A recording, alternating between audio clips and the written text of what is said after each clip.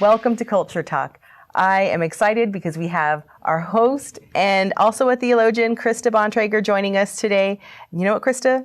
It's officially December. It is. Which means we can blast Christmas carols to our heart's content. No judgment. Okay. So I'm excited.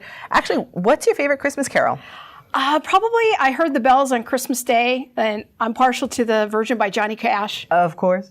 He's your guy, That's right? I love Oh Holy Night because I just love the idea of a weary world rejoicing at Christ's birth. So That's probably my second favorite, actually. yeah, it's definitely up there.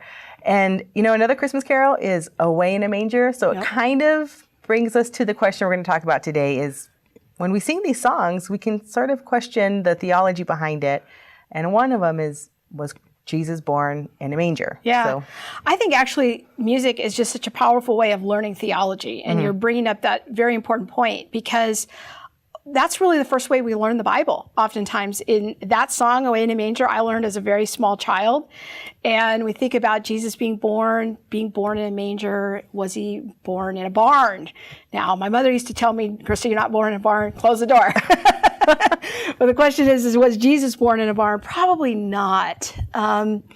It's an interesting question because we have the little nativity scene and so much arises out of this phrase in Luke 2 that there was no room for them in the inn.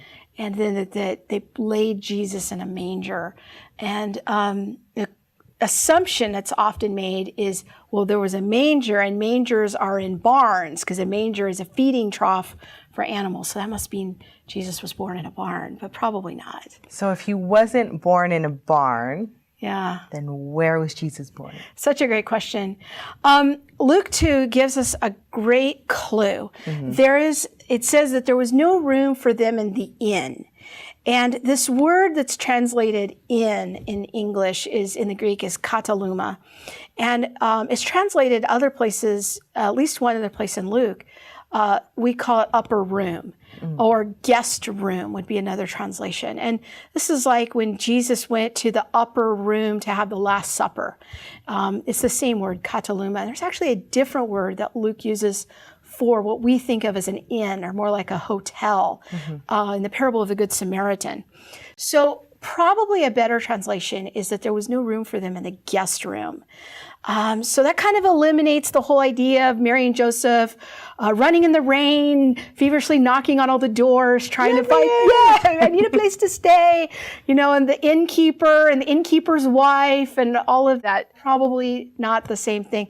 They were probably staying with family and there was no room for them in the guest room. And in fact, the NIV translation, the New International Version, and the new version that came out in 2011, they actually made that correction. So what does the correction say then? It says what did it say and what does it say? So the traditional rendering is there was no room for them in the inn, which is where we get from the King James.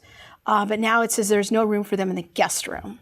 So, excellent. So that kind of clears things up a little bit. So, if we're not staying in the guest room, maybe we're on, we would think the equivalent of a couch someplace, not with the room. So why then does the Bible say he was placed in a manger? Yeah. So if you look at a first century home in Nazareth, and actually you can go in that same region today, and there's still homes from that same time period of the first century when Jesus was born. And you can get a really vivid picture of what was happening. So the family would live in this upper story, and this is where they would eat and where they would sleep and where they would gather. But the bottom floor is where they would keep their animals, especially when it was cold at night, and they would have them come in the house. And it was a way even of a part of their heating system of their house was the animals' body heat. If you're in a small house, then you got a lot of animals that are keeping each other warm. They're helping to keep you warm. You have a fire in the house.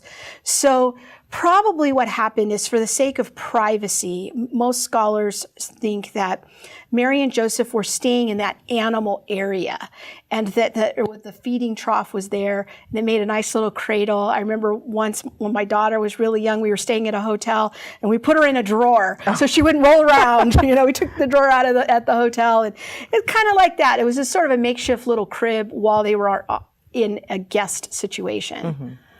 Very good. Well, thank you so much for that, Krista. I think that helps change maybe how we might think about these songs, but it's good to still sing them and ponder Sure. just the truth behind the fact that Christ was born, and that because of that, we then get to the resurrection. That's right, which is really where all this road is going, is Yeah. getting us to the resurrection. Yeah, thank you so much for that.